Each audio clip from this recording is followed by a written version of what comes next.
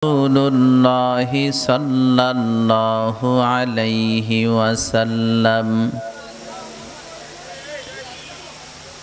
عن عقبة بن عامر رضي الله تعالى عنه أنه قال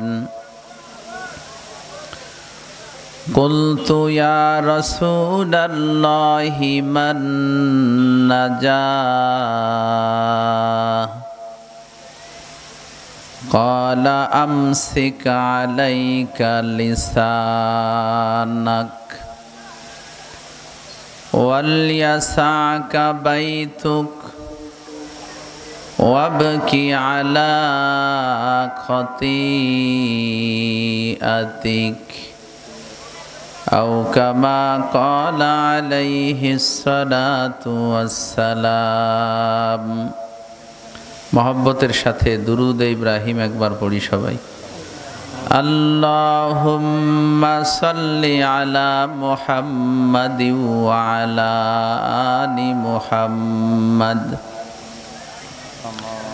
কামা সাল্লাইতা আলা ইব্রাহিম ওয়া আলা আলি ইব্রাহিম ইন্নাকা হামিদুম মাজিদ। আল্লাহুম্মা বারিক আলা মুহাম্মাদি ওয়া আলা আলি মুহাম্মাদ কামা বারাকতা আলা ইব্রাহিম وعلى آل إبراهيم إنك حميد مجيد। আলহামদুলিল্লাহ, আল্লাহ পাক রব্বুল আলামিনের বড় মেহেরবানি যে মালিক দয়া করে মায়া করে ভালোবেসে বাঁশুড়িয়া হিলফুল ফুজুল যুব সংঘের উদ্যোগে আজকের এই 10ম বার্ষিক ওয়াজ ও দোয়ার মাহফিলের ইন্তেজাম করার এবং সেখানে আমাদেরকে আসার বসার এবং আল্লাহ পাকের সন্তুষ্টির জন্যে কিছু কথা বলা ও শোনার তৌফিক দান করেছেন। আমরা সকলে আল্লাহ পাকের দরবারে শুকরগুজার হই, কালিমাতুশ শুকর পড়ি, জবান খুলে সকলে বলি আলহামদুলিল্লাহ। যুবকরা যদি দিন পেয়ে যায় তো সমাজের ভিতরে যত ধরনের পাপাচার দেখেন, যত ধরনের অন্যায় দেখেন, মারামারি কাটাকাটি গান বাদ্য সহ বিভিন্ন কিছু, যুবকরা যদি লাইনে চলে আসে তো তার বেশিরভাগই ঠিক হয়ে যাবে। অনেক জায়গার অনেক যুব সমাজরা গান মিলায়, বিভিন্ন রকমের গুনার কাজের সাথে তারা প্রতিযোগিতা দিয়ে গুনার কাজ করতে থাকে। আল্লাহ পাক রব্বুল আলামিন দ্বীনের সমজ দান করেছেন বাঁশুড়িয়া হিলফুল ফুজুল যুব সংঘের, যে কারণে তারা নিজেরাও দ্বীনের উপরে চলেন এবং মানুষ কিভাবে দ্বীনের উপরে আসতে পারে এই একটা ফিকির তাদের ভিতরে আল্লাহ পয়দা করছেন। তাদের একটা ফিকির আছে। একটা মাহফিল করতে হইলে এর জন্য বহু পরিশ্রম করা লাগে। আমরা যে মাদ্রাসা থেকে মাদ্রাসাগুলোতে মাহফিল হয়, আমাদের কত ছাত্র কত উস্তাদরা কি পরিমাণ মেহনত এলাকার লোকজনকে নিয়ে করে একটা মাহফিল করতে হয়। আপনাদের এলাকার হাতে গোনা কিছু যুবক যারা মহৎ উদ্যোগ নিয়ে মাশাআল্লাহ প্রতি বছরই অত্যন্ত সুন্দর করে একটা মাহফিলের আয়োজন তারা করে থাকেন। এটা আল্লাহ পাকের অনেক বড় মেহেরবানি। আল্লাহ পাক এ সকল যুবকদেরকে জান্নাতি যুবক হিসেবে কবুল করেন, বলেন আমিন। এ সকল যুবকদেরকে যেন আল্লাহ পাক হক্কানি উলামায়ে কেরামের সাথে জুড়ে থেকে, আলেম উলামাদের সাথে জুড়ে থেকে, উলামায়ে কেরাম তো নবীরা চলে যাওয়ার পরে উম্মতের ভিতরে শ্রেষ্ঠ হলেন উলামায়ে কেরাম, কারণ উলামায়ে কেরামরা নবীদের ওয়ারিস। আল্লাহ পাক এ সকল যুবকদেরকে হযরত উলামায়ে কেরামের সাথে জুড়ে থেকে তারা যেভাবে সামনের দিকে অগ্রসর হইতেছে, আল্লাহ তাদের এই অগ্রগতিকে বাড়ায় দেন এবং জান্নাতি যুবক হিসেবে আল্লাহ সবাইরে কবুল করেন, বলেন আমিন। যাবতীয় বিপদ আপদ থেকে যেন আল্লাহ পাক এদেরকে কুদরতি হাত দ্বারা হেফাজত করেন, এদের দুনিয়া আখিরাতের সব বৈধ প্রয়োজন আল্লাহ পুরা করে দেন, আমিন বলেন। খুবই সংক্ষিপ্ত হায়াত নিয়ে আল্লাহ পাক আমাদেরকে দুনিয়াতে পাঠিয়েছেন অল্প হায়াত দিয়া। আগের জামানায় তো মানুষ শত শত বছর বাঁচত, কিন্তু এ জামানায় কি শত শত বছর মানুষ বাঁচে?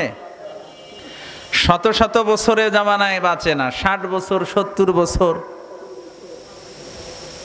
নবী আলাইহিস সালাতু ওয়াস সালাম বলেছেন, আমারু উম্মতি মা বাইনা সিত্তিনা ওয়া সাবঈন ওয়া আকাল্লুহুম মাইয়াজুজু যালিক। আমার উম্মতের হায়াত হলো মাত্র 60 থেকে 70 বছর। খুব কম সংখ্যক উম্মতি এমন আছে যারা 60-70 পার করবে। 60-70 পার হবে, কিন্তু সেই সংখ্যা বেশি না, তার সংখ্যা কম। সংক্ষিপ্ত হায়াত দিয়ে আল্লাহ পাক আমাদেরকে দুনিয়াতে পাঠিয়েছেন। মৃত্যুর পরে এমন এক জীবন আমাদের প্রত্যেকের শুরু হবে, যে জীবনের শুরু আছে শেষ নাই। কবে শেষ নাই? কোনোদিন শেষ নাই। আল্লাহু আকবার বলেন। এ কি জীবন আল্লাহ দিবেন যে ওই জীবনের আর কোনো শেষই নাই, ওর কোনো শেষ মাথা নাই। দুনিয়ার এই সামান্য সময়ের জিন্দেগি আল্লাহ আমাদেরকে দিয়া, এই সামান্য সময় আল্লাহ পাক আমাদের থেকে চাইতেছেন যেন আমরা এই সময়টাকে আল্লাহর হুকুম মতো, প্রিয় নবীজির তরিকা মতো চালাই। দুনিয়ার সামান্য সময়ে যদি আমরা আল্লাহর হুকুম মতো, নবীজির তরিকা মতো চলতে পারি, মৃত্যুর পরে অনন্ত অসীমকালের একটা জিন্দেগি আল্লাহ পাক আমাদেরকে শান্তির জিন্দেগি দান করবেন। দুনিয়ার জিন্দেগিতে যদি আমরা কয়েকদিন নিজের মন মতো না চলে শরীয়ত মতো আমরা চলি, আল্লাহ যা বলেছেন সে তা যদি আমরা করি, আল্লাহ যা থেকে নিষেধ করেছেন তা থেকে যদি আমরা বিরত থাকি, আমাদের প্রিয় নবীজি আমাদেরকে যা করার জন্য বলেছেন তা যদি আমরা করি, নবীজি যা থেকে বিরত থাকতে বলেছেন তা থেকে যদি আমরা বিরত থাকতে পারি, হায়াতের জিন্দেগি 60 থেকে 70 বছর, এই সামান্য সময়টা আল্লাহর হুকুম মতো, নবীর তরিকা মতো চলতে পারলে আল্লাহ পাক মৃত্যুর পরে এমন এক শান্তির জিন্দেগি দান করবেন। ওই জিন্দেগির ব্যাপারে আর ওই জিন্দেগির শান্তির ব্যাপারে আমার আল্লাহ বলেন, আদাতুল ইবাদিয়াস সালিহিনা মা লা আইনুন রাআত ওয়ালা উযুনুন সামিআত ওয়ালা খাতারা আলা কলবি বাশার। আমি আমার নেককার বান্দাবান্দীদের জন্য জান্নাতে এমন সমস্ত নেয়ামত রাজি প্রস্তুত করে রেখেছি যা কোনো চোখ কোনো দিন দেখে নাই, কোনো কান কোনো দিন শোনে নাই, কোনো হৃদয় কোনো দিন তা কল্পনাও করতে পারবে না, কল্পনাও করতে পারবেন না। বলে হুজুর আমরা তো জান্নাতের কিছু নেয়ামত রাজির কথা শুনছি, তো জান্নাতের যে নেয়ামত রাজির কথা আমাদের কাছে বর্ণনা করা হয়েছে, আল্লাহ পাক কোরআনে কারিমে বয়ান করছেন, নবীজি হাদিস শরীফে বয়ান করছেন, হালকা কিছু ধারণা আল্লাহ পাক এবং তার নবীজি দিয়েছেন। আসলে জান্নাত এমন জিনিস যেখানে না গেলে মানুষ বুঝতে পারবে না যে সেখানে কি পরিমাণ নেয়ামত আছে। সুবহানাল্লাহ বলেন। কিছু কিছু উদাহরণ মানুষকে আল্লাহর রাসূল দিয়েছেন যাতে করে মানুষ বুঝতে পারে। কোরআনে কারিমে আছে আল্লাহ পাক জান্নাতীদেরকে কলা খাওয়াবেন, থোকায় থোকায় ছড়া ধরা ধরা কলা, বুঝেন নাই? ওয়াতালহিম মানজুদ। এখন এই হালকা কিছু কলার নমুনা আল্লাহ দুনিয়ায় দিচ্ছেন, কিন্তু কলা যে আল্লাহ দিবেন খাইতে, এটা কি আপনার এই দুনিয়ার কলা খাইতে দিবেন আল্লাহ? না, সেই কলার কল্পনাও করতে পারবো না। জান্নাতে যে খাওয়ার আগে কেউ বুঝতেও পারবো না যে সেটা কি জাতীয় কলা হবে, কত দামি কলা হবে। কিন্তু যদি আল্লাহ এরকম কিছু কলা দুনিয়ায় না রাখতেন, আর যদি আল্লাহ বলতেন এই কথা যে জান্নাতে গেলে ছড়ায় ছড়ায় কলা ও খাইতে পারবা, তাহলে কি আমরা বুঝতাম যে সেটা কি জিনিস? কিচ্ছু বুঝতাম না। জান্নাত আসলে যত নেয়ামত রাজি দিয়ে ভরা, এটা আমরা কেউ কল্পনাও করতে পারবো না যে কত আছে। মৃত্যুর পরে অনন্ত অসীম কালের জীবন আমাদের শুরু হচ্ছে, যে জীবনের শুরু আছে শেষ নাই। ওই জীবনে যারা মুক্তি পাবে, ওই জীবনে যারা মুসিবতের থেকে বেঁচে যাইতে পারবে, ওই জীবনে যারা আল্লাহ পাকের আযাব গজব থেকে বেঁচে যাইতে পারবে, সেই মানুষগুলোই সফল হবে। দুনিয়ার বুকে তাদের কিছু ছিল কি ছিল না এটা কোনো বিষয় না। দুনিয়ায় তার টাকা পয়সা ছিল কি ছিল না, দুনিয়ায় তার কোনো ক্ষমতা ছিল কি ছিল না, দুনিয়ায় তার কোনো সম্মান ছিল কি ছিল না, এটা কোনো বিষয় না। আসল বিষয় হলো আখেরাতে সে মুক্তি পেল কিনা। যে লোকটা আখেরাতে মুক্তি পেয়ে যাবে, দুনিয়ায় যদি তার কিছু নাও থাকে কোনো অসুবিধা নাই। আর এক লোক দুনিয়ায় সব ছিল তার, কিন্তু আখেরাতে সে ধরা খেয়ে গেছে, মুক্তি পায় নাই। ওর এই দুনিয়ার 60 বছর কি ছিল না ছিল, কি কোনো ঘাস পানি খাবে না। আসল হলো জাহান্নাম থেকে আমাদেরকে মুক্তি পেয়ে যাইতে হবে। কিসের থেকে মুক্তি পাইতে হবে বলেন? আল্লাহর আযাব থেকে আমাদের মুক্তি পাইতে হবে। আল্লাহ তাআলা জাযায়ে খায়ের দান করেন হযরত সাহাবায়ে কেরাম রিদওয়ানুল্লাহি তাআলা আলাইহিম আজমাইনদেরকে, যে তারা রাসূল আকরাম সাল্লাল্লাহু আলাইহি ওয়াসাল্লামকে বিভিন্ন সময় বিভিন্ন বিষয়ে জিজ্ঞাসা করছেন।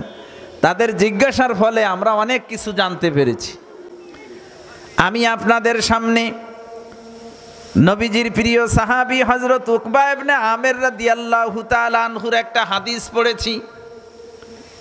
উকবা ইবনে আমির রাদিয়াল্লাহু তাআলা আনহু আমার নবীজিকে বললেন, ইয়া রাসূলুল্লাহ, মান নাজা, নাজাত পাবো কিভাবে? কি পাবো কিভাবে বলেন? নাজাত পাবো কিভাবে? দুনিয়ার বিপদ আপদের থেকেও বাঁচবো কিভাবে? এবং আখেরাতের তো মহা মুসিবত আছে, এই মহা মুসিবতের থেকে আমরা নাজাত পাবো কিভাবে, মুক্তি পাবো কিভাবে? নবীজি হযরত উকবা ইবনে আমির রাদিয়াল্লাহু তাআলা আনহুকে মুক্তির জন্য 3টা কথা বললেন। কয়টা কথা বলেন? একটু জোরে বলেন। নবীজি মুক্তির জন্য উকবা ইবনে আমিরকে কয়টা কথা বলেছেন? 3টা কথা বলেছেন। এই 3টা কথাও বলা হবে, আমার আলোচনাও ইনশাআল্লাহ শেষ হবে। কারণ এ মাহফিলের আয়োজন এজন্যই যেন আমরা নাজাত পেয়ে যাই, নাজাত যেন পেয়ে যাই। কারণ ডাক কার কখন আসে বলা যায় না, তো চলে যাব সবাই। যারা নাজাত পাবে তারাই সফল, আর যারা নাজাত পাবে না তারাই বিফল। আল্লাহ পাক কোরআনে কারিমে বলেছেন, ফামান যুহজিহানিন নার ওয়া উদখিলাল জান্নাতা ফাকাদ ফাজ। যাদেরকে জাহান্নাম থেকে মুক্তি দেওয়া হবে, জাহান্নাম থেকে দূরে রাখা হবে, আর জান্নাত দেওয়া হবে, তারাই সফল হবে। এই জন্য জাহান্নাম থেকে বেঁচে যাইতে পারা, এটা প্রতিটা মানুষের জীবনের অন্যতম একটা চূড়ান্ত টার্গেট, যে জাহান্নামের কাষ্ট যেন আমি না হই। নবীজি হযরত উকবা ইবনে আমিরকে বললেন, মুক্তি যদি তোমার পাইতেই হয় তাহলে 3টা কাজ করতে হবে। কয়টা বলেন? 3টা কাজ তোমার করতে হবে। 1 নম্বরে আমসিকা আলাইকা লিসানাক। উকবা ইবনে আমির রে, নিজের জবানটারে কন্ট্রোলে রাখবা। কি কন্ট্রোলে রাখতে হবে? জোরে কন। জবান। আমসিকা আলাইকা লিসানাক, তোমার জবানটাকে তুমি কন্ট্রোল করবা। বহু মানুষ এই জবানের কারণে জাহান্নামে যাবে। কিসের কারণে যাবে বলেন? বুখারী শরীফের রওয়ায়াত, নবী আলাইহিস সালাতু ওয়াস সালাম বলেন, মানুষ কখনো আগে পিছে না ভেবে তার জবান দিয়ে এমন কথা অনেক সময় বের করে ফেলে। লোকটা একজন জান্নাতি মানুষ ছিল, কিন্তু একে কথায় জাহান্নামের এত গভীরে ঢোকে আবাদা মা বাইনাল মাশরিকি ওয়াল মাগরিব, পৃথিবীর পূর্ব থেকে নিয়ে পশ্চিম পর্যন্ত যত ব্যবধান আর যত দূরত্ব আছে, একে কথায় জাহান্নামের অত তলদেশে চলে যায়। নাউজুবিল্লাহ বলেন। কিসের কারণে বলেন? এই জবানের কারণে। এজন্য নবীজি উকবা ইবনে আমেরকে বললেন, উকবা ইবনে আমের নেই, যদি মুক্তি পাইতেই হয়, নাজাত পাইতেই হয়, জবানটারে কন্ট্রোলে রাখবা। ও মুসলমান, এ জবানের দ্বারা মানুষ জান্নাতি হয়, আর এ জবানের দ্বারা মানুষ জাহান্নামী হয়। মানুষ যদি তাওহীদের কালেমা পড়ে এ জবান দিয়ে, তাহলে লোকটা জান্নাতি মানুষ হয়। আর এ জবান দিয়ে যদি সে কুফরি কথা বলে, তার ঈমান ধ্বংস হয়ে সে জাহান্নামী হয়। একজনে কালেমা পড়ে জান্নাতি হলো, তাও এই জবান দিয়ে পড়ছে, আর একজন কুফরি কথা বলে জাহান্নামী হলো, তাও সে জবান দিয়েই বলছে। জবানের ঠেলা বুঝছেন? একজন মানুষকে জান্নাতি বানায় ফেলে, আবার আর একজন মানুষকে জাহান্নামী বানায় ফেলে। নবীজি বলেন, প্রতিদিন সকালবেলা সমস্ত অঙ্গ প্রত্যঙ্গগুলো, নবীজি বলেন সব অঙ্গ প্রত্যঙ্গগুলো সকালবেলায় জবানের কাছে অনুনয় বিনয় করে বলে, জবান ইত্তাকিল্লাহ ফিনা, তুমি আমাদের ব্যাপারে আল্লাহকে ভয় করো। ফাইন্নামা নাহনু বিকা, কেননা আমাদের ব্যবহারটা তোমার সাথে জড়িত আছে। ফাইন ইস্তাকামতা ইস্তাকামনা, ও জবান তুমি যদি সারাদিন সোজা হয়ে চলো, আমরাও সারাদিন সোজা হয়েই চলবো। ওয়াইন ই ওয়াজাজতা এ ওয়াজাজনা, আর তুমি যদি বাঁকা হয়ে চলো, তাহলে কিন্তু আমরাও বাঁকা হয়ে চলবো। গ্যাঞ্জাম যে বাঁধে, এই মুহি বাঁধায়। কিসে বাঁধায় বলেন? মুখেই বাঁধায়। এক কথা বলে দিছে একজন, লাগে গেছে দুই এলাকায় কঠিন গ্যাঞ্জাম। মূলে হলো এই জবান। এই জন্য নবীজি বলেন, প্রত্যেক দিন সকালবেলা সব অঙ্গগুলো, এই হাত পাও, এরা সবাই জবান রে কয়, তুমি একটু ঠিক থাকো, কারণ তুমি যদি বেকা হয়ে যাও তা আমরাও বেকা হবো। মুখে একটা কয়ে দেয়, শোয়া ছেলে লাভ দিয়ে ওঠে, হাতে লাঠি ধরে, পায়ে দেয় দৌড়, যাইয়ে মারে বাড়ি। কথা বলেন, গোড়ায় হলো মুখ, গোড়ায় হলো কি? নবীজি বলছেন যে জবানকে প্রত্যেক দিন সকালবেলা সব অঙ্গ কয়, আমাদের ব্যাপারে আল্লাহরে ভয় করো, তুমি একটু সোজা হয়ে থেকো। সুবহানাল্লাহ বলেন। মুসলমানদের জন্য জবানের কন্ট্রোল করা, এ জবান দিয়ে যেন কখনো আল্লাহ পাকের নাফরমানি না হয়, এদিকে খেয়াল রাখা। জবান যদি মানুষ কন্ট্রোল করে, তাহলে সে যেমন আখেরাতের মুসিবতের থেকে বেঁচে যায়, জবানকে কন্ট্রোল করতে পারলে দুনিয়ারও হাজারো মুসিবতের থেকে বেঁচে যায়। এই যে সংসার ভাঙ্গে মানুষের, বউরে যে তালাক দিয়ে দেয় স্বামীরা, এ কি দিয়ে দেয় একটু কন্দে? আপনারা কন্দে কি দিয়ে দেয়? মুখ খান দিয়ে দেয় না?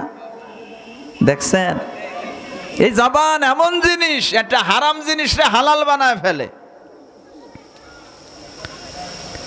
একজন পর পুরুষ একজন পর নারীরে দেখা হারাম। যদি এরা পরস্পরে কথা বলে, তাহলে মুখের জিনার গুনাহ হবে, হাদিসে আসছে। এরা যদি একজন আর একজনরে দেখে, দেখে মজা নেয়, তাহলে চোখের জিনার গুনাহ হবে। একজন যদি আর একজনকে নিয়ে কল্পনা জল্পনা করে, তাহলে অন্তরের জিনার গুনাহ হবে। একজন পর পুরুষ একজন পর নারীর জন্য এমন হারাম। কিন্তু এই দুইজন পুরুষ মহিলা যাদের পরস্পর দেখা সাক্ষাৎ বৈধ ছিল না, এদের দুই পক্ষের পরিবার তৈয়ার হয়েছে এদেরকে বিয়ে দেওয়ার জন্য। আর ছোট্টখাট্ট একটা মজলিসই মনে করেন হয়েছে, হাতে গোনা কয়েকজন লোক ওই মজলিসে আছে। মেয়ের বাপ ছেলের কাছে প্রস্তাব দিছে, আমার মেয়েটাকে তোমার সাথে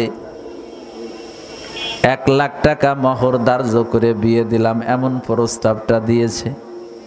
আর ছেলেটা প্রস্তাবটারে গ্রহণ করে কয়েক কবুল করলাম। আপনারা বিয়ের মজলিস দেন না কোনোদিন? এই কথা মেয়ের বাপ বলতেছে, আমার মেয়েটারে বিয়ে দিলাম তোমার সাথে, এই কয়টা মোহর ধরে, আর কয় যে কবুল করলাম। আর দুইজন পুরুষ কমপক্ষে ওই মজলিসে শুনছে। মুসলমান রে, জবানকে আমার আল্লাহ এমন পাওয়ার দিয়েছেন, জবানের ছোট্ট আমলের কারণে যেই পুরুষ যেই মহিলার পরস্পরের দেখা সাক্ষাৎ বৈধ ছিল না, যাদের পরস্পরের কথাবার্তা বৈধ ছিল না, যাদের পরস্পরের প্রেম আলাপ বৈধ ছিল না, আল্লাহ পাক শুধু এদেরকে দেখা সাক্ষাৎ আর কথাবার্তাই বৈধ করেন নাই, এই জবানের এই সামান্য আমলের কারণে একজনকে আর একজনের সারা জীবনের জীবন সঙ্গিনী আল্লাহ বানায় দেন। সুখে দুঃখে একজন আর একজনের পাশে থাকবে। আগে তো কথা কইলে গুনাহ হতো, আর এখন কথা কইলে সওয়াব হবে। সুবহানাল্লাহ বলেন। এখন যত কথা বলবে তত সওয়াব হবে। এই পরিবারের পিছনে সেই লোকটা যা কিছু খরচ করবে, বিবিরে একটা কাপড় কিনে দিছে, ওই কাপড়টা কিনতে যতগুলো টাকা লাগে ওই পরিমাণ টাকা দান করলে তার যে সওয়াব হতো, সওয়াবের নিয়তে তার বিবির একটা কাপড় কিনে দিতেছে, আল্লাহ পাক তারে সেই পরিমাণ সওয়াব দান করবেন। নবী আলাইহিস সালাম বলেন, হাত্তা ফিল লুকমা ইয়ারফাউহা ইলা ফিমরাতিহি, কোন ব্যক্তি তার বিবির মুখে যদি এক লোকমা খাবার তুলে দেয়, এই খাবারের কারণেও আমার আল্লাহ পাক ওই স্বামীর শান্তি আর সওয়াব দান করবেন। সুবহানাল্লাহ বলেন। তো দেখেন, বৈধ ছিল না এক পরস্পরের দেখা সাক্ষাৎ, মুখের একটু আমল। এই যে যারা বসে আছেন, যে কয়জনের বিয়ে হয়নি ওরা বসবে কয়তে, যাকে বিয়ে হয়েছে তারা তো জানেন যে বিয়ে এই কায়দাই হয়, বিয়ের জন্য তো এইটাই কায়দা যে প্রস্তাব দেবে আর কবুল করবে। কথা কন। এখন কিভাবে জীবনে সংসার চালাইতেছেন, জীবন সঙ্গিনী হয়ে গেছে একজন আর একজনের সুখে দুঃখে। কিন্তু এত মধুর সংসার, শান্তির সংসার, সংসারে ছেলে মেয়ে আছে, নাতিপুতাও আছে, এই বুড়ো আর বুড়ি কি নিয়ে ঝগড়া লাগাইছে একদিন শেষ বয়সে আসে ঝগড়া লাগায়। না তো সে বুড়ো রাগের ঠেলায়, কিছু বুড়ো আছে না খিটখিটে মিজাজ, বোর এতদিন ধরে সংসার করলো কিন্তু একটু ঝামেলা হয়েছে, সে সাথে সাথে 3 তালাক দিয়েছে। নাউজুবিল্লাহ বলেন। 3 তালাক দিতে টাইম লাগে নাই, 5 সেকেন্ড টাইম লাগছে। মুসলমান রে, জবানের পদস্খলন এমন মারাত্মক পদস্খলন, এদের যে 50-60 বছর 70 বছরের সংসার, এদের সংসারে যে ছেলে মেয়ে আছে, এদের সংসারে যে নাতিপুতা আছে, এর কোনো কিছু দেখা হবে না। জবান দিয়ে একটু পদস্খলন ঘটেছে তো সাথে সাথে ওদের সংসারটা এমনভাবে ভাঙবে, এখন আর এই বুড়োর জন্য ওই বুড়ির দেখা জায়েজ নাই, এখন আর এই বুড়ার জন্য ওই বুড়ির সাথে কথাবার্তা বলা জায়েজ নাই, এখন আর ওই বুড়ার জন্য ওই বুড়ির সাথে কোনো আলাপ করা, প্রেম আলাপ করা জায়েজ নাই। একজনের জন্য আর একজনরে আল্লাহ পাক হারাম করে দেন। এই জবান, এই মুখের কারণে যে মেয়েটা হারাম ছিল সে হালাল হয়ে গেল, আবার যে হালাল হলো, হালাল ছিল তার সাথে কতদিনের সংসার, জবান দিয়ে একটু এলোমেলো করছে তো জীবনের জন্য সে হারাম হয়ে গেল। এজন্য এ জবান রেখে আপনি ছোট মনে করছেন নাকি? এটা অনেক বড় জিনিস। আরবিতে একটা প্রবাদ আছে জবানের ব্যাপারে, জিরমুহু সগীর ওয়া জুরমুহু কাবীর। এ জিহ্বাটা অঙ্গে আকৃতিগত দিক দিয়ে দেখতে ছোট, কিন্তু এ দিয়ে যদি কেউ পাপ করে তাহলে পাপটা হয়ে যায় অনেক মারাত্মক পাপ, অনেক মারাত্মক পাপ হয়। এজন্য নবীজি হযরত উকবা ইবনে আমেরকে বললেন, নাজাত পাইতে চাও, যদি নাজাত পাইতে চাও 1 নম্বর কাজ হলো তোমার আমসিকা আলাইকা লিসানাক, এই জবানটারে তুমি কন্ট্রোলে রাখবা। জবানরে কি রাখতে হবে? কন্ট্রোলে রাখতে হবে। বহু মানুষ পারে না এটা। জবান কন্ট্রোলে রাখতে না পারার কারণে হাজারো গুনাহ করতেছে। জবান দিয়ে মিথ্যা কথা বলে, আছে না নাই এরকম মানুষ? অথচ মিথ্যা হলো মারাত্মক গুনাহ। নবী আলাইহিস সালাতু ওয়াস সালাম বলেছেন, তোমরা সত্য কথা বলবা। ইন্নাস সিদকা ইয়াহদি ইলাল বীর, সত্য মানুষকে নেক কাজের রাস্তা দেখায়।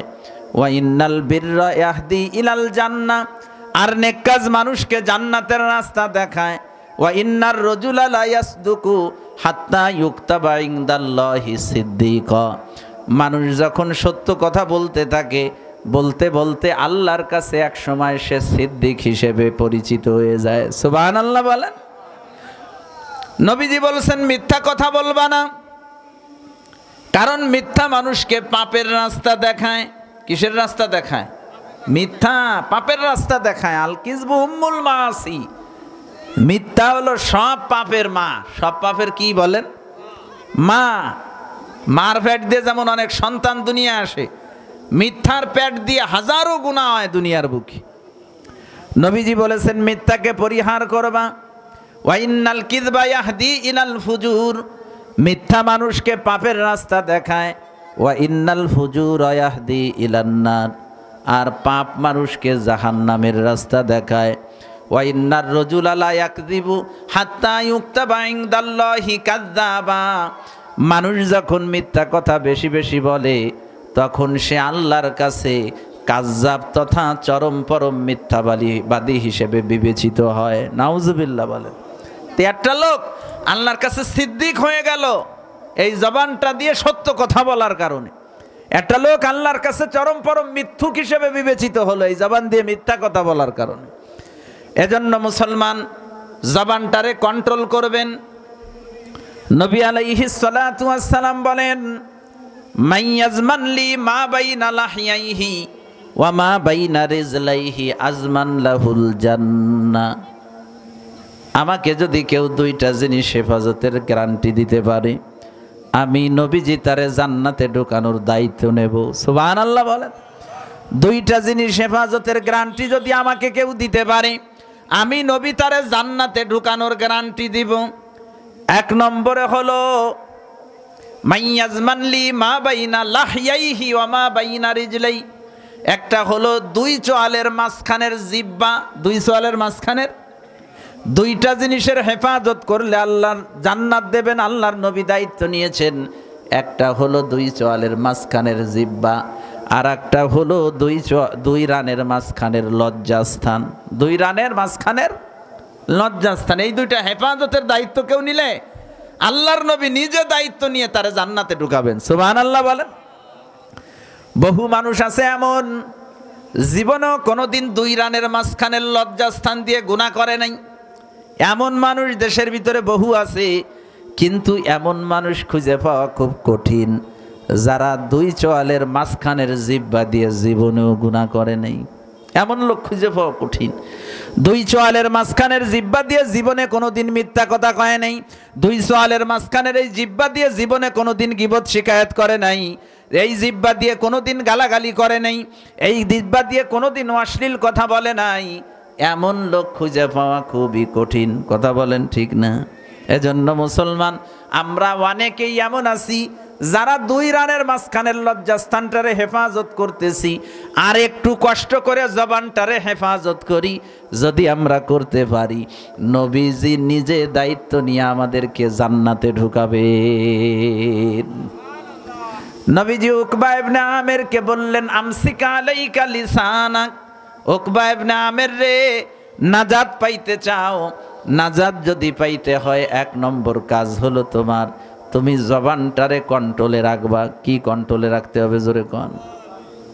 এই জন্য নবীজি বলেছেন, মান কানা ইউমিনু বিল্লাহি ওয়াল ইয়াউমিল আখির ফালিয়াকুল খায়রান আও লিয়াসমুত, যে ব্যক্তি আল্লাহর উপরে বিশ্বাস রাখে, কিয়ামতের দিবসের উপরে বিশ্বাস রাখে, সে তার জবান দিয়ে যেন ভালো কথা বলে নতুবা চুপ করে থাকে। এ মুখটা আল্লাহ খালি বকবক করার জন্য দেন নাই যে যা মনে চায় বলে ফেললাম, কারণ এই মুখের কথায় বহু মানুষ জাহান্নামী হয়ে যাবে। এজন্য উর্দুতে একটা কথা আছে, পেহলে বলো পেহলে তোলো ফের বলো। আগে কথা যদি একটা বলতে হয়, আগে নিজে ওজন করো যে এই কথাটা বলা যাবে কি যাবে না, তারপরে বলো। এত ব্যস্ত হয়ে বলো না। এক কথা বলে তারপরে না দুনিয়ায় বিপদে পড়বা না আখেরাতে বিপদে পড়বা, আগে একটু ওজন করো যে কথাটা বলা যাবে কি যাবে না, তারপরে কথা বলো। মুসলমান ভাইরা রে আমার, এজন্য জবানকে কন্ট্রোল করতে হবে, জবানের হেফাজত করতে হবে। জবান দিয়ে কোনো গুনাহ করা যাবে না। মহিলারা যে জাহান্নামে যাবে বেশি, মহিলারা জাহান্নামে কি যাবে বলেন? বেশি। নবীজি মেরাজ থেকে এসে বলেছেন, আমি জান্নাতের দরজায় দাঁড়ালাম, ফারাআইতু আকসারা আহলিহাল ফুকারা, জান্নাতের দিকে তাকায় দেখি জান্নাতের সংখ্যা বেশি। মহিলারা নবীজিকে বলল, ইয়া রাসূলুল্লাহ, আমাদের এমন কি অপরাধ যে অপরাধের কারণে আমরা জাহান্নামে বেশি যাব? নবীজি তাদের দুইটা অপরাধের কথা বললেন। দুই অপরাধের কারণে মহিলারা জাহান্নামে বেশি ঢুকবে।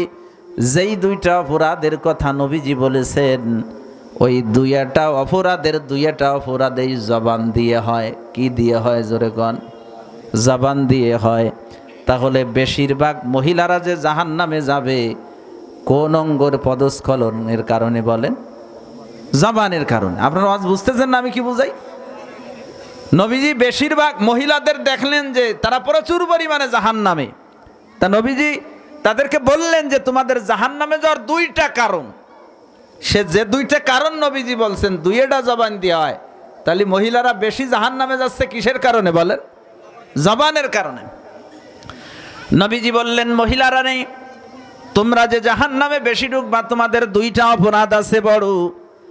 এক নম্বর হলো তুকসিন্নাল্লান, তোমরা বেশি বেশি করে অভিশাপ দিয়ে থাকো।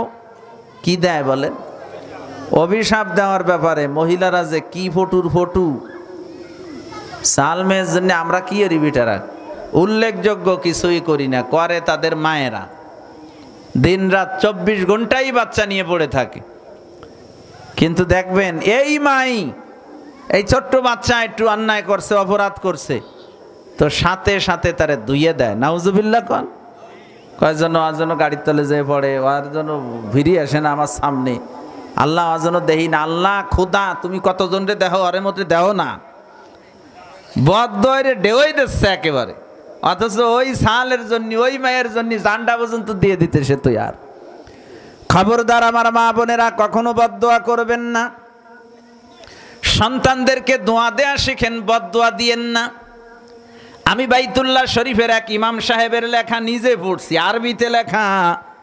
উনি বলেছেন, আমি যে বাইতুল্লাহর ইমাম হয়েছি আমার মার দোয়ায় হয়েছি। সুবহানাল্লাহ বলেন।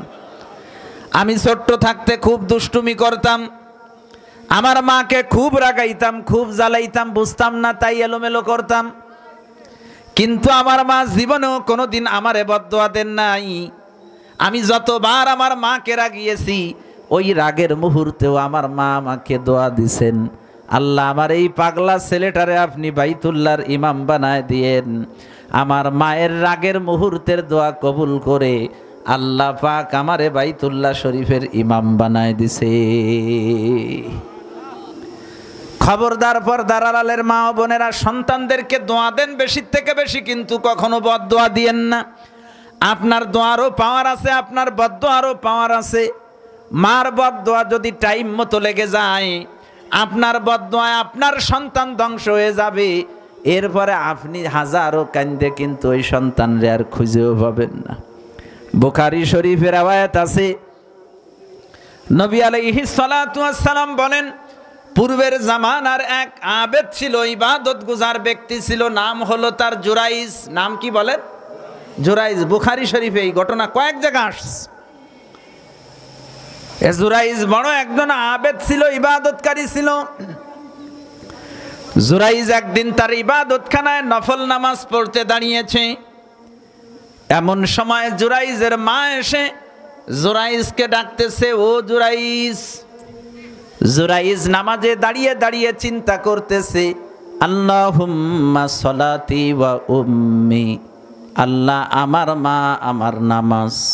নামাজে দাঁড়া দাঁড়া চিন্তা করতেছে, আমি তো নামাজ পড়তেছি, তা কি করবো, আমার মা ডাকতেছে ওই দিক যাবো নাকি নামাজ পড়তেছি নামাজ পড়বো, এই চিন্তা করতেছে। জুরাইজ মায়ের ডাকে সাড়া দেয় নাই। জুরাইজের মা দ্বিতীয়বার আবার ডাক দিছে, ও জুরাইজ। জুরাইজ নামাজে দাঁড়িয়ে ওইটাই চিন্তা করতেছে, আল্লাহুম্মা সলাতি ওয়া উম্মি, আল্লাহ আমার মা আমার নামাজ। জুরাইজ নামাজে দাঁড়িয়ে নামাজই পড়তেছে, ডাকে সাড়া দেয় নাই। তৃতীয়বার জুরাইজের মা আবার ডাক দিয়েছে, ও জুরাইজ। জুরাইজ নামাজে দাঁড়ায় ওইটাই চিন্তা করতেছে, আল্লাহুম্মা সলাতি ওয়া উম্মি, আল্লাহ আমার মা আমার নামাজ। মার ডাকে সাড়া দেয়নি। মা 3 বার ডাক দেওয়ার পরে যখন সন্তানের থেকে কোনো সাড়া পায় নাই, মা বদদুয়া দিছে, আল্লাহুম্মা লা ইয়ামুতু জুরাইজ হাত্তা ইয়ানজুরা ইলা ওয়াজহিল মায়ামিস। আল্লাহ রে, আমার সন্তান জুরাইজ রে আমি ডাকলাম, কিন্তু জুরাইজ আমার ডাকে সাড়া দিল না। আমি মা আমার সন্তান রে বদদুয়া দিলাম, এই জুরাইজ রে আপনি বেশ্যা মহিলার মুখ না দেখায় মউত দেবেন না। নাউজুবিল্লাহ বলেন। মা বদদুয়া দিছে কোন সময়?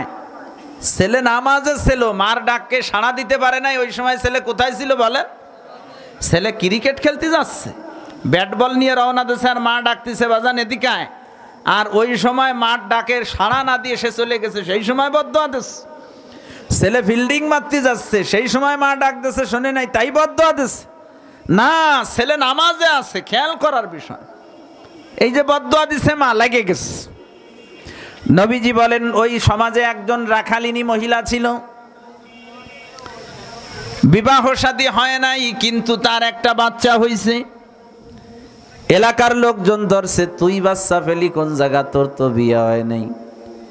ও দাইয়াফে কি কবে?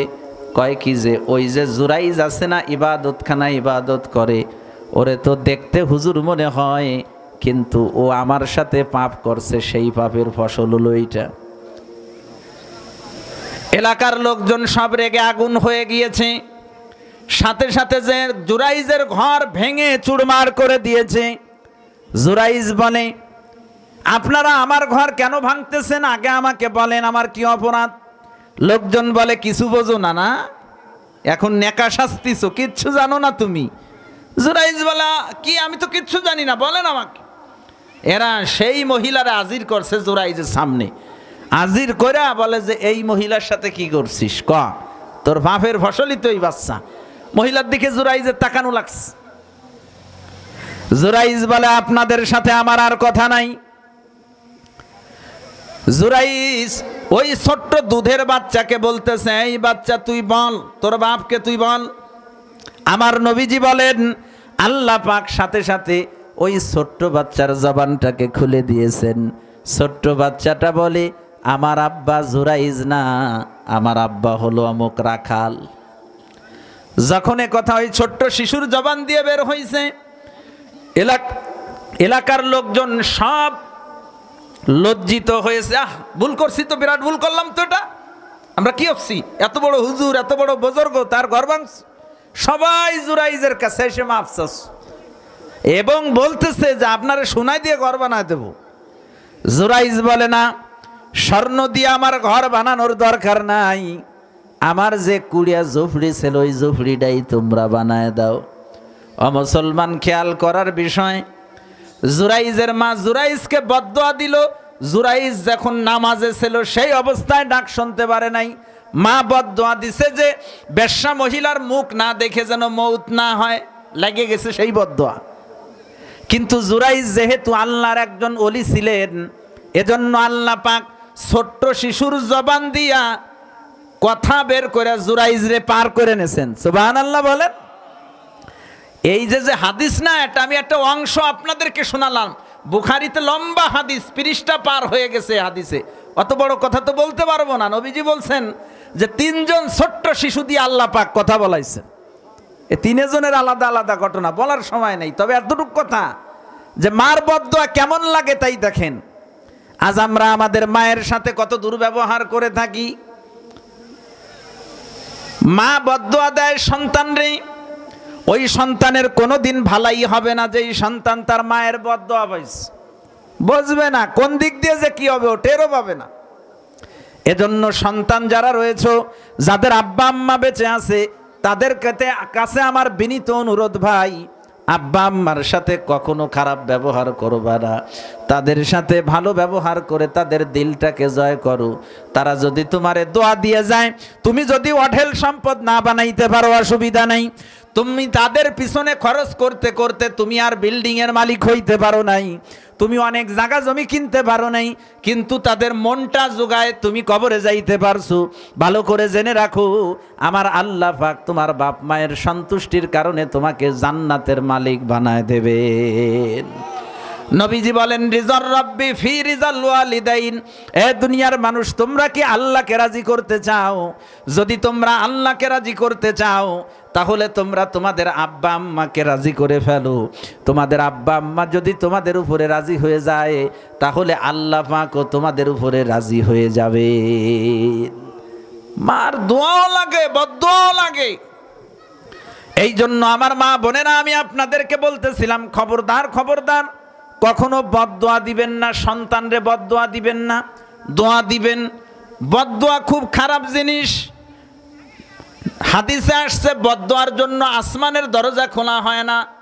বদদোয়া যখন আসমানের দিকে উঠতে থাকে তখন আসমানের সমস্ত দরজাগুলো বন্ধ হয়ে যায়। বদদোয়া তখন জমিনে নেমে আসে, সারা পৃথিবী ভরে ঘুরতে থাকে যে কারুর উপর একটু আমি পড়তে পারি না, কিন্তু যতই গরুক কোনো জায়গা আর নামার জায়গা হয় না। পরে কি করবে? নবীজি বলেন যার জন্য বদদোয়া করা হয়েছে সে যদি ওই বদদোয়াটা পাওয়ার উপযুক্ত হয় তাহলে তার উপরে যে ওই বদদোয়াটা পড়ে তার গাড়ির উপরে। আর যদি সে উপযুক্ত না হয় তো যে বদদোয়া করছে তার নিজের বদদোয়া নিজের গাড়ির উপরে আসে। এজন্য বদদোয়া খুব খারাপ জিনিস, এটা করা যাবে না। নবীজি যে মহিলাদেরকে বললেন তোমরা জাহান্নামে বেশি যাবা, দুইটা অপরাধের কারণে। এক নম্বর অপরাধ হলো তুকসিন্নাল্লান, মহিলারা তোমরা বেশি বেশি করে অভিশাপ দিয়ে থাকো। কি দেয় মহিলারা? অভিশাপ দেয়। আল্লাহ আমার মা বোনদেরকে অভিশাপ দেওয়ার থেকে হেফাজত করেন, জোরে বলেন আমিন। দ্বিতীয় নম্বরে নবীজি মহিলাদেরকে বললেন মহিলারা ওয়াতাকফুরনাল আশির, তোমরা জাহান্নামে যাওয়ার আরেকটা বড় কারণ হলো তোমরা স্বামীর নাশুকরি করো। কার নাশুকরি করে? স্বামীর নাশুকরি করে। সারা জীবন স্বামী যাই দিক, কলিজাটা যদি বুক ছিঁড়ে বাইর করে কাটিয়ে খায়ও দেয়, তারপরও কবে এই বাড়ি এসে আমার শান্তি হলো না, এই বাড়ি এসে আমার জীবনটাই গেল কষ্ট হতে। এটা আপনারা ঠিক কইলেও ঠিক, না কইলেও ঠিক, কারণ বুখারীতে রওয়ায়াত, আমার নবীজি বলেন লাউ আহসানতা ইলা ইহদাহুন্না দাহরা কুল্লা, তুমি যদি তোমার বিবির উপরে সারা জীবন দয়া করো, সুম্মা রাআত মিনকা শাইআন আই শাইআন মুনকারা, এরপরে যদি তোমার বিবি একদিন তোমার থেকে খারাপ একটা কাজ দেখে সাথে সাথে বলে ফেলবে মা রাআইতু মিনকা খয়রান কত্তু, জীবনেও কোনোদিন তোমার থেকে ভালো ব্যবহার পেলাম না। একদিন সমস্যা হয়েছে কি সব দিন? আপনারা কথা বলেন, সমস্যা হয়েছে কি সব দিন না একদিন? নবীজি বলেন ওই একদিনের সমস্যার কারণে সব মুছে যাবে। আপনি সারা জীবন তাজা মাছ কিনে খাইছেন, মরা মাছ কোনোদিন খান নেই, তাজা মাছ। আরই বাজারে নিয়ে যে তাজা মাছ দিয়ে আইনে বেগমরে খাওয়াইছেন সারা জীবন 50 বছর। একদিন বাজারেতে ওই হাড়িতে মাছ আনতে আনতে মাছগুলো একটু মরে গেছে, ও খালি সামনে থুয়ে দেন, দৌড়িয়ে ফিয়ে মারবে যে তোমার জীবনটাই গেল ওই ফসা মাছ কিনতে কিনতে। কিনলেন কিন্তু 50 বছরের ভিতরে কেবল আজকে প্রথম। এজন্য আমার মা বোনেরা খবরদার, কখনো স্বামীর নাশুকরি করবেন না। স্বামী যা দেয় তাই নিয়ে খুশি থাকবেন। অনেক মহিলারা এমন আছে বিটাকে কিনা কাপড় তাকে পছন্দই হয় না, কোনোদিন পছন্দই ওরাতে পারলো না। সকালেতে সন্ধ্যে পর্যন্ত ঘরে একখান কাপড় কেনার জন্য, যে ওরে তো কোনোদিন পছন্দ ওরাতে পারি না, আজকে করাতে হবে। সকালেতে সন্ধ্যে পর্যন্ত করছে, কিন্তু এত ঘুরেও সন্ধ্যার সময় একখান কাপড় কিনে নিয়ে আইছে, মনটা বড় খুশি। 50 বছর ধরে সংসার করি, জীবনে কোনোদিন তোরে কাপড় পছন্দ ওরাতে পারলাম না, আজকে তো তোর পছন্দ হবেই হবে। বড় খুশি নিয়ে গেছে বাড়ি, যাইয়া সামনে তো দেখ অমুকের মা, কোনোদিন তো একখান কাপড় পছন্দ হলি না, দেখ আজকে কাপড় একখান কিনে আনছি, দেখ সারাদিন ঘুরছি। আর দৌড়িয়ে থন ওহেনে বিয়ে মেরে কবে আল্লাহ চোখ টোক কিছু দিই নেই, ও কোন চোখ দিয়ে দেখে কেনছো? মানসি কেনে তা দেও নেই কোনোদিন। আপনি হার্টের রুগী হলি জাগাইয়া টাক। এজন্য আমার মা বোনেরা খবরদার, স্বামীর নাশুকরি কখনো করবেন না। মহিলারা যে দুই কারণে জাহান্নামে বেশি ঢুকবে, নবীজি বললেন দুইটা কারণ। একটা হলো তাকফুরনালা তুকসিন্নাল্লান, মহিলারা তোমরা বেশি করে অভিশাপ দিয়ে থাকো। দ্বিতীয় নম্বর হলো তাকফুরনালা আশির, তোমরা বেশি বেশি করে স্বামীর নাশুকরি করে থাকো। আমার ভাইয়েরা, আমি আপনাদেরকে যে কথা বলতেছিলাম, মহিলারা যে বেশি জাহান্নামে গেল দুই অপরাধের কারণে। এই দুই অপরাধ কিন্তু জবান দিয়ে হয়। কি দিয়ে হয় জোরে বলেন? জবান দিয়ে হয়। এজন্য জবানের কন্ট্রোল করা লাগবে। নবী আলাইহিস সালাতু ওয়াস সালাম হযরত উকবা ইবনে আমির রাদিয়াল্লাহু তাআলা আনহুকে বললেন, নাজাত যদি পাইতে চাও এক নম্বরের কাজ হলো আমসিকা আলাইকা লিসানাক। ও উকবা ইবনে আমির, তোমার জবানটারে তুমি কন্ট্রোল করবা। করব? যদি জবান কন্ট্রোল করতে পারেন তাই সংসারটা টিয়েতে পারবেন।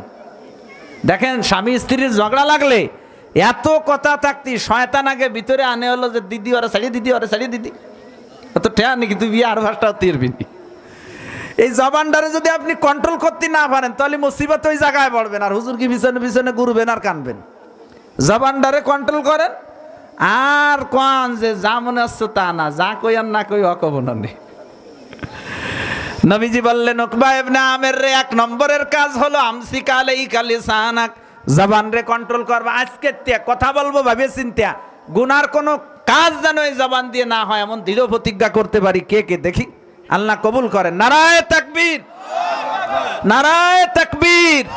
কোরআন সুন্নাহর আলো, কোরআন সুন্নাহর আলো, নারায়ে তাকবীর। আল্লাহ জবানের কন্ট্রোল করার তৌফিক আমাদের দান করেন, বলেন আমিন। দ্বিতীয় নম্বরে নবীজি বললেন, ওয়ালিয়াসাকা বাইতুক।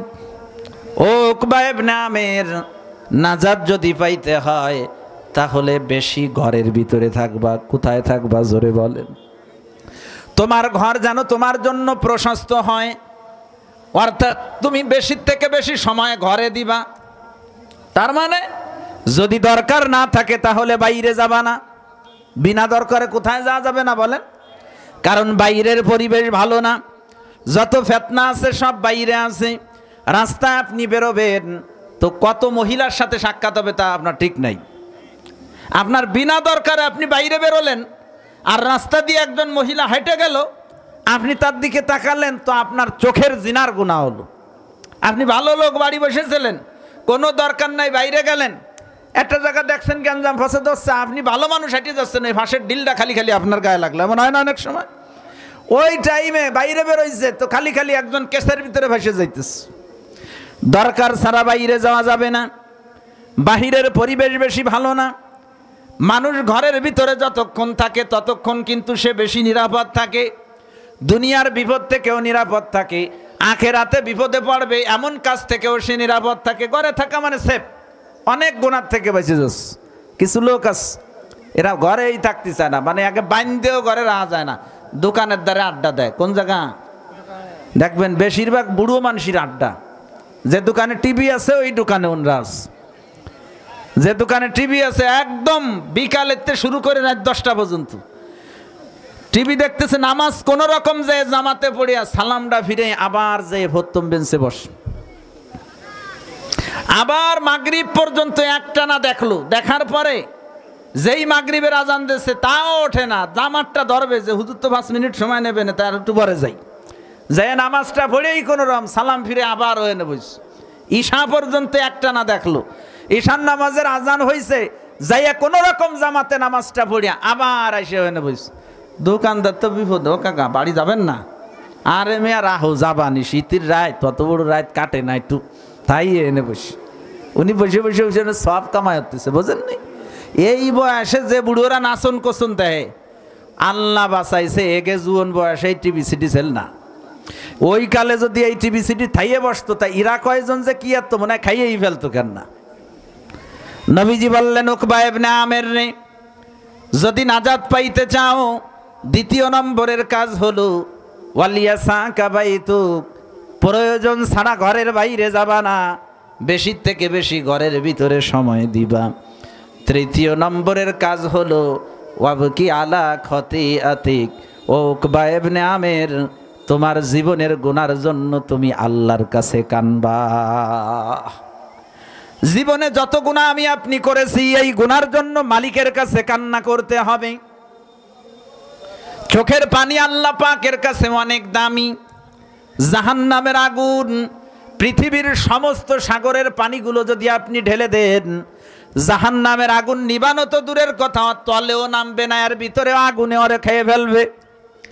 জাহান্নামের আগুন সাগরের পানি নিবাইতে পারে না, কিন্তু আল্লাহ পাক এই চোখের পানির ভিতরে এমন বরকত রেখেছেন। আল্লাহর কোনো বান্দা বান্দি যদি নিজের জীবনের গুনার কথা চিন্তা করে চোখের থেকে এক ফোঁটা পানি ছেড়ে দেয়, জাহান্নামের আগুন যত বড়ই মারাত্মক হোক না কেন, ওই এক ফোঁটা পানির বরকতে ওই আগুন দপ করে নিভে যাবে। নবীজি বললেন, উকবা ইবনে আমের রে, নাজাত যদি পাইতেই হয় ওয়াবকি আলা খতিয়াতিক, তাহলে নিজের গুনার জন্য কান্দো। মুসলমান, জীবনে কোনো গুনাহ করা যাবে না, গুনার জিন্দেগিতে কোনো মজা নাই।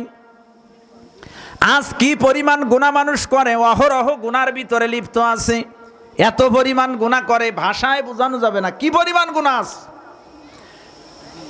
যত রকমের অশ্লীলতার বেহায়াপনা সব সমাজে ছেয়ে গেছে। নেশা জাতীয় দ্রব্যের অভাব নাই। যুবকদের যাদেরকে আল্লাহ দ্বীনের বুঝ দান করছেন তারা তো আলহামদুলিল্লাহ নেশা জাতীয় জিনিস থেকে দূরে থাকতেছে। যাদের বুঝ নাই, ধর্মীয় বুঝ নাই, এরা যে কত পদের নেশা করা শুরু করছে আপনি কল্পনাও করতে পারবেন না। 2 দিনে বাচ্চা নেশা করতে করতে আর চেহারার দিক তাকানো যায় না, চেহারাটার ভাঙ্গিয়া একেবারে সদরঘাটের টার্মিনালের মতো হয়ে গেছে, তাকান যায় না, চোখ দুটি এরকম বার হয়ে আছে খালি। এই আবা ফ্যান্সি ডিল, গাঁজা, কত পদের যে নেশা, এই এত বাড়ালো আর এত দাবড়ালো, আগে মোটে কোনো কাজই হয় না।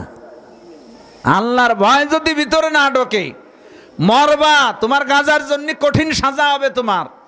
এই বুঝ যদি তোমার ভিতরে না ঢোকে তুমি তো বাঁচতে পারবা না। যত রকমের নেশা জাতীয় দ্রব্য আছে এগুলোকে বর্জন করো। যত রকমের গুনার কাজ আছে সমস্ত গুনার কাজকে বর্জন করো। আজ যুবকরা অনেকেই দেখবেন আমাদের মুসলমান ভাইদের প্রোগ্রাম আর অনুষ্ঠানগুলোর ভিতরে তারা যে আগের সিট নেয়, আছে না এরকম অনেকে আছে। আচ্ছা আপনি বলেন, আজকে ওয়াজের প্যান্ডেল হইতেছে, আমাদের এখানে কি আমাদের অমুসলমান কোনো ভাইয়েরা আছে? বলেন, আছে নাকি কেউ? থাকলে আতুরন্তে আমি অমুসলমান আছি। কিন্তু আপনি দেখবেন আমাদের অন্য ধর্মের ভাইদের যখন মেলা মেলে, যখন তাদের ধর্মীয় সংস্কৃতি, যখন তাদের পূজা ইত্যাদি হয়, তখন আমার আপনার সমাজের এমন কিছু ছেলেপেলে আছে যারা ওইখানের সামনে থাকে। ওই রে যে ঝামেলা বাঁধায় হয়, কেন যাব কেন? আমার তো নিজস্ব ধর্মীয় একটা স্বতন্ত্র অবস্থান আছে, তাদের অবস্থানে তারা থাকবে, তাদের ধর্মীয় কাজগুলো তারা পুরা করবে, আমারটা আমি করব। আমি যদি ওই জায়গায় যাই তো আমি তো গুনার পাল্লা আমার গাড়ির উপরে উঠবে। অনেক সময় মানুষের ইমানও নষ্ট হয়ে যায়। কি নষ্ট হয় বলেন? ইমান নষ্ট হয়। এজন্য ওই সব জায়গা যাওয়া যাবে না।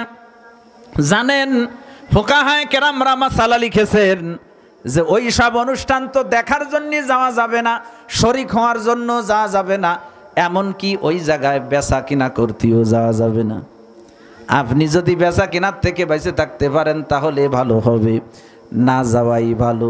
যেখানে বেচা কেনা করতেও যাওয়া যায় না সেই জায়গায় যদি আমি আর আপনি যে আড্ডা দিই, সেই জায়গায় যে যদি তাদের কাজের ভিতরে তাদেরকে আমরা ডিস্টার্ব দেই, এর চাইতে আর বড় পাপ হইতে পারে না।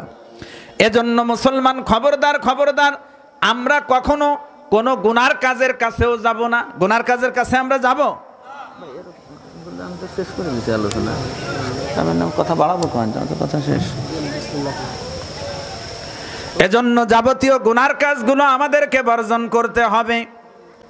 নবী আলাইহিস সালাতু ওয়াস সালাম উকবা ইবনে আমের রাদিয়াল্লাহু তাআলা আনহুকে বললেন, ও উকবা ইবনে আমের, যদি তুমি আযাব থেকে বাঁচতে চাও, যদি তুমি নাজাত পাইতে চাও, তোমার 3য় নম্বরের কাজ হলো ওয়াবকি আলা খতিয়াতিক, জীবনে যত গুনাহ করছো গুনার জন্য কানবা। নামাজের জন্য বলছিলাম, কিন্তু এই জন্য বাইরের মাইকগুলো বন্ধ করার সুযোগ আছে বুঝছেন, এই জন্য মানে বাইরের যারা মুসল্লিরা আছে এরা বলছিল জাস্ট টাইমে জামাত হইলে, কিন্তু আমাদের মাইক বন্ধ করার সুযোগ আছে। এটা আছে না তোর দৌড়ে আইছে তো উনি তো টাইম নিতে পারবে না, বেশি কারণ ওনার প্রোগ্রামও তো আছে, তো সমস্যা নেই, সেটা তার ব্যাপার।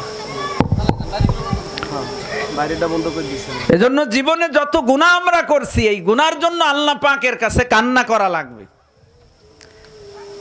কিন্তু মানুষের যখন কপাল খারাপ হয় তখন গুনাহ করে ঠিকই, কিন্তু আল্লাহর কাছে কান্না করার সময় চোখে পানি থাকে না। দেখবেন হুসট খেয়ে যদি জমিনে পড়ে যায় ব্যথা পাওয়ার কারণে কান্দে, প্রিয়জন যদি কখনো একটা শক্ত কথা বলে এজন্য সে অন্তরে আঘাত পেয়ে কান্দে। কিন্তু কিছু মানুষের গুনাহ করতে করতে দিলটা এত কঠিন আর শক্ত হয়ে গেছে যে এখন আল্লাহর কাছে যদি দুইখান হাত উঠায় চোখের পানি একেবারে শুকায় যায়। এ লোকটা নাজাত পাওয়া বড় কঠিন। নবীজি উকবা ইবনে আমেরকে বলেছেন, উকবা ইবনে আমের রে ওয়াবকি আলা খতিয়াতিক, জীবনে যত গুনাহ করেছো এই গুনার জন্য আল্লাহর কাছে কানবা, তাহলে নাজাত পাইবা। গুনাহ করি নেই হেনে জীবনে আসি কেউ, বক্তা শ্রোতা এমনকি সারা দুনিয়ার সব মানুষ গুনাহবান্ধব থেকে হয়েই যায়, ইচ্ছায় হোক অনিচ্ছায় হোক। আজ তো আমরা গুনারে গুনাহ বলে মনে করি না, এজন্যই মনে করি যে আমি তো মনে হয় করি নাই গুনাহ। হাজারো গুনাহ এমন আছে যেই গুনাহগুলো আমরা করি কিন্তু গুনাহকে গুনাহ বলে আমরা মনে করি না। যেমন মনে করেন চোখের গুনাহ, কিসের গুনাহ বলে? চোখের গুনাহ। পরনারীরে দেখলে কি সওয়াব হয় না গুনাহ হয়? বাবি সাহেব নিজের বাবিরে দেখলে কি সওয়াব হয় না গুনাহ হয়? কিন্তু বাবিরে দেয় না মানুষ। ওরে আল্লাহ, বাবি তো মার মতো। বাবি কার মতো কয় না অনেকে? বড় বাবি মার মতো। মাঝে মাঝে দি শোনা যায় যে ছোট দেওয়ার বড় বাবির নিয়ে আড়াই গেছে, তাতে মারে নিয়ে তো কোনোদিন আড়াই নেই, তা বাবির নিয়ে আড়ালো। বাবি বলে মার মতো, কিরম মার মতো? এনে তো বাইর দ্বারে নাই বাবি ওনার দ্বারাই আস। কোনো বাবির সাথে দেখা করা যাবে না, বাবিদের সাথে সাক্ষাৎ করা হারাম। এখন এই যে বারবার বাবি সাপড়ে দেখতেছে আর তার চোখের জিনার গুনাহ হচ্ছে, যতবার তার বাবির এসে দেখতেছে ততবার তার চোখের জিনার গুনাহ হচ্ছে। এই গুনার জন্য আল্লাহর কাছে মাপ চায় এমন লোকের সংখ্যা দুনিয়ায় বেশি না কম। আল্লাহ, আমি একদিন বলি আমার বাবিরে দিয়ে ফেলছিলাম, দয়া করে মাফ করে দেন।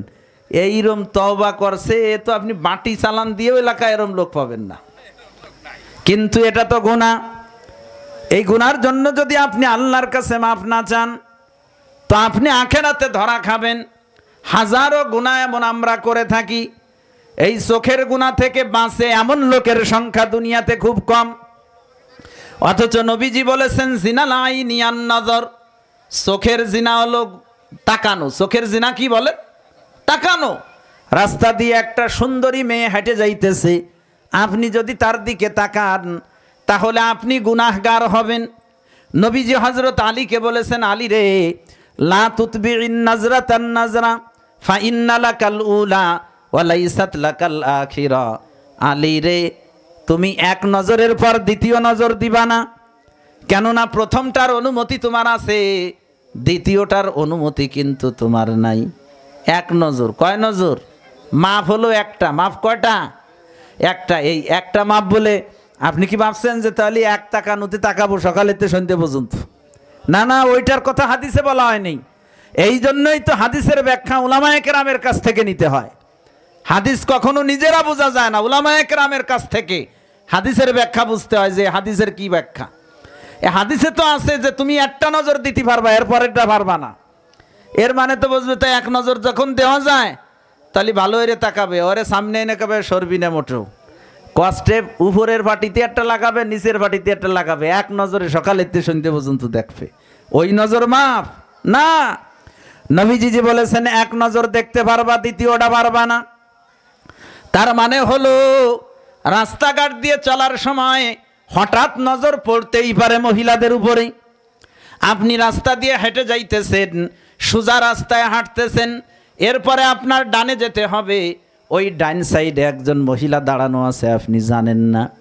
যখনই আপনার চেহারাটাকে আপনি ফিরাইছেন সাথে সাথে ওই মহিলার উপরে আপনার নজর পড়েছে, নজরটা পড়ার সাথে সাথেই আপনার নজরটাকে সরায় ফেলতে হবে। এই যে হঠাৎ নজর ওই মহিলার উপরে পড়লো, আমার নবীজি বলেন তোমাকে ওইটা নিয়ে ধরা করা হবে না, ওইটা আল্লাহ মাফ করে দেবেন। কিন্তু নজরের হেফাজত আমরা করতে পারি না।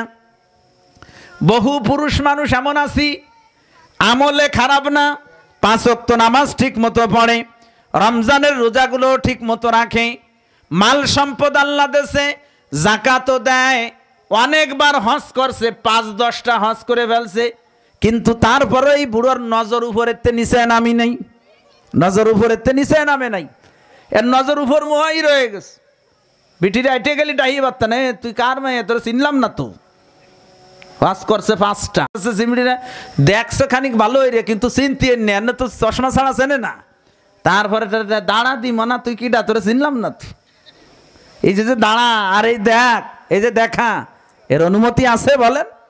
চোখের পদস্খলনের কারণে অনেক সময় মানুষ ধ্বংস হয়ে যায়। এ মজলিসে যারা আছেন, আমি আপনাদের সবাইকে উদ্দেশ্য করে যেমন বলছি, আমার নিজেকে হেফাজতের জন্য আমি বলছি, যেন আমরা নজরের হেফাজত করতে পারি। কারণ চোখে যা দেখে অন্তর কিন্তু তাই নিয়ে ভাবে। একটা জিনিস যখনই আপনি দেখবেন, সাথে সাথে ওই জিনিসটার ব্যাপারে আপনার অন্তরে একটা প্রভাব পড়বে। আপনি যদি একজন মানুষকে কান্না করতে দেখেন, তাহলে আপনার দিলের ভিতরে এসে আঘাত লাগে, লাগে না? ওরে যদি আপনি না দেখতেন তাহলে আপনার দিলে আঘাত লাগতো। আপনি ওরে কান্না করতে দেখছেন, আপনার দিলে আঘাত লাগছে। আপনি যদি কাউরে হাসি মুখে দেখেন তো আপনার একটু ভালো লাগে। চোখ দিয়ে মানুষ দেখে আর অন্তরে কিন্তু সাথে সাথেই ওর একটা প্রভাব পড়ে।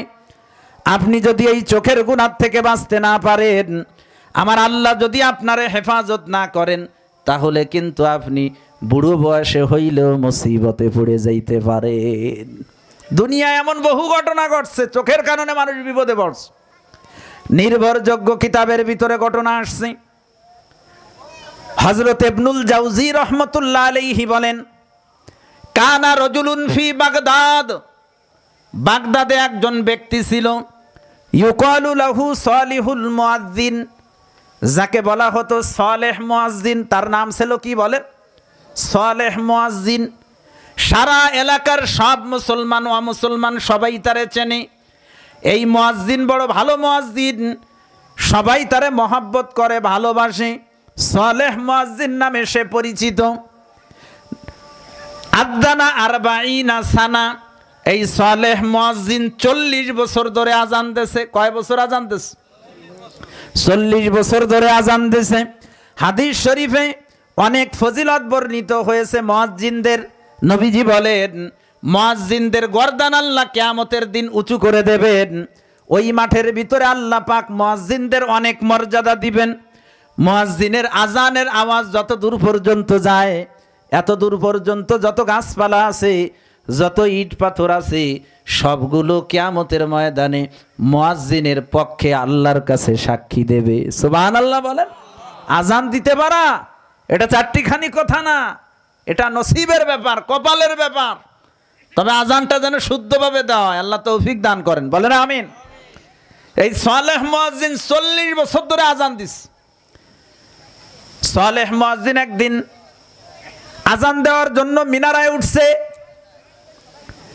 মিনারায় ওঠার পর সালেহ মুয়াজ্জিনের আজানের ভিতরে একজন পার্শ্বে বাড়ি ছিল খ্রিস্টানদের, ওই খ্রিস্টান একটা মেয়ের উপরে নজর পড়ছে। খ্রিস্টান মেয়ের উপরে কি পড়ছে বলেন? নজর পড়েছে। এই জন্য ওই নজরটা তো উচিত ছিল সালেহ মুয়াজ্জিনের সাথে সাথে সরায় ফেলা, কিন্তু চেহারা সুন্দর, তাকাইয়াই মজা পেয়ে গেছে। নজরটারে না সরাইয়া ওই সুন্দরী মেয়েটার দিকে সালেহ মুয়াজ্জিন তাকায় আছে। সাথে সাথে তার দিলের ভিতরে আল্লাহ পাক ওর মহব্বত ঢুকায় দিয়েছেন। সালেহ মুয়াজ্জিনের দিল পরিবর্তন হয়ে গেছে। নাউজুবিল্লাহ বলেন। দেখেন, এটা বাস্তব ঘটনা। অনেক সময় মনে হয় কি যেটা তো হাদিসে নাই, তো পরবর্তী ঘটনাগুলো হাদিসে থাকবে কোন জায়গা? পরবর্তী ঘটনা হাদিসে থাকবে? ফিলিস্তিনে কত ঘটনা এখন ঘটতেছে। 50 বছর পরে, 100 বছর পরে এই ফিলিস্তিনের ইতিহাস যখন মানুষ তুলে ধরবে, তো তখন যদি কেউ কয় যে গটসলো এ কি কোনো হাদিসে আছে? তা পৃথিবীর সব হাদিস গাইটিয়েও কি এই ঘটনা বের করা যাবে যে ফিলিস্তিনে এখন এই ইসরায়েলরা যা ঘটালো এটা খুঁজে কোনোদিন পাওয়া যাবে? কিন্তু এটা তো বাস্তব ঘটনা। এ বাগদাদের ঘটনা। সালেহ মুয়াজ্জিনের দিল পরিবর্তন হয়ে গেছে। সালেহ মুয়াজ্জিন আজান শেষ করে ওই খ্রিস্টানের বাড়িতে গেছে। বাড়ি যে দরজা নক করতেছে, টক টক করতেছে, ভিতর থেকে বলে মান আংতা, কে তুমি? সালেহ মুয়াজ্জিন বাহির থেকে উত্তর দিয়েছে আনা সালিহুল মুয়াজ্জিন, আমি হলাম পরিচিত সেই সালেহ মুয়াজ্জিন। সালেহ মুয়াজ্জিন রে তো মুসলমান অমুসলমান সবাই চেনে। মেয়েটার সাথে সাথে দরজা খুলে দিছে। খোলার সাথে সাথে সালেহ মুয়াজ্জিন মেয়েটার দিক ঝাঁপায় পড়ছে। নাউজুবিল্লাহ বলে। মেয়েটা বলে এ কি অবস্থা? আনতুম আসহাবুল আমানাত ফামা হাযিহিল খিয়ানা। ও সালেহ মুয়াজ্জিন, তোমরা হলো আমানতদার ব্যক্তি, এটা তোমাদের থেকে কেমন খেয়ানত? এটা কি করতেছো? সালেহ মুয়াজ্জিন বলে দেখ, আমি তোর সাথে আমার মনের বাসনা পুরা করব। যদি তুই আমারে সুযোগ না দিস আমি তোরে হত্যা করে ফেলবো। নাউজুবিল্লাহ বলে। দেখেন এক নজরের কারণে কত বড় মহা মুসিবতের ভিতরে পড়ে গেছে। এখন মেয়েটা দেখলো যে এ রাতে তো বাঁচা কঠিন, আমি একা এই জায়গা। মেয়েটা বলে সালেহ মুয়াজ্জিন, আমি খ্রিস্টান আর তুমি মুসলমান, যদি তোমার আমাকে পাইতেই হয় তাহলে তোমার ইসলাম ধর্ম ত্যাগ করতে হবে। সালেহ বলে ঠিক আছে, আমি ইসলাম ত্যাগ করলাম এবং মুহাম্মদ সাল্লাল্লাহু আলাইহি ওয়াসাল্লামের আনিত ধর্মকে আমি ত্যাগ করলাম। নাউজুবিল্লাহ বলেন। মেয়েটা বলে সালেহ মুয়াজ্জিন রে, তুমি তো আমাকে ভোগ করার জন্যই ফোন দিয়ে আসছো মনে হয়। এমনও হইতে পারে যে তুমি আমারে ভোগ করার পর আবার মুসলমান হয়ে যাবা।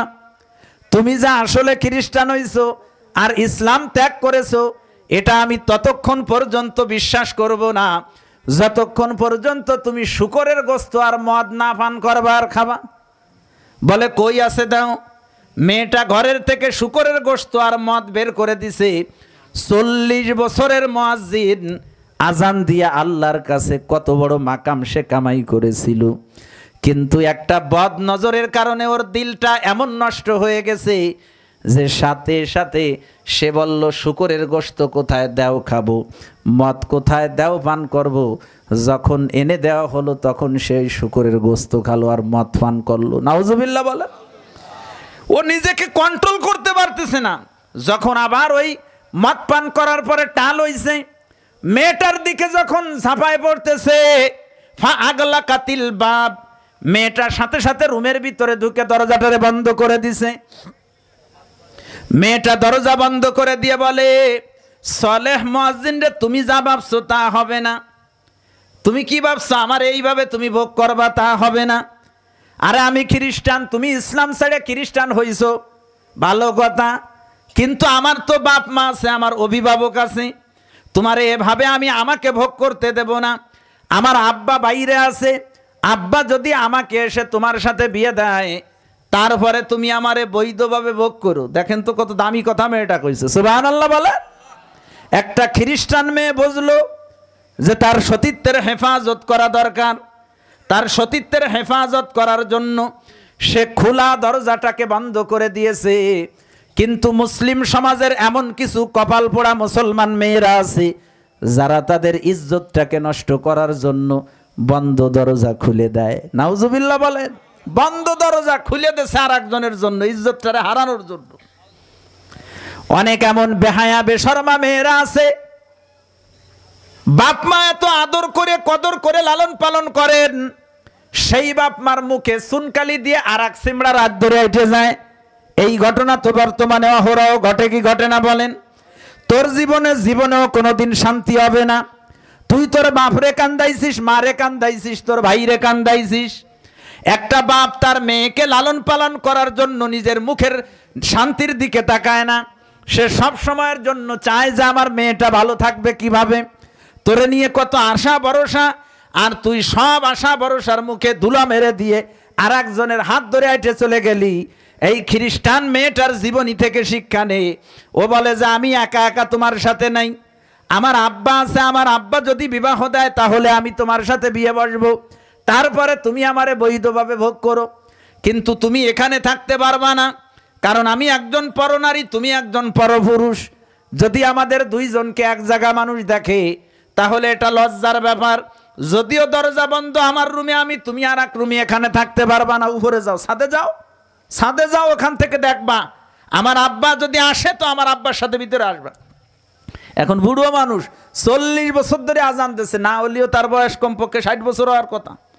ছাদে উঠতে যে পড়িয়ে মরে গেছে, ফামাতা মুরতাদ্দা, সালেহ মুয়াজ্জিন মুরতাদ অবস্থায় মারা গেছে।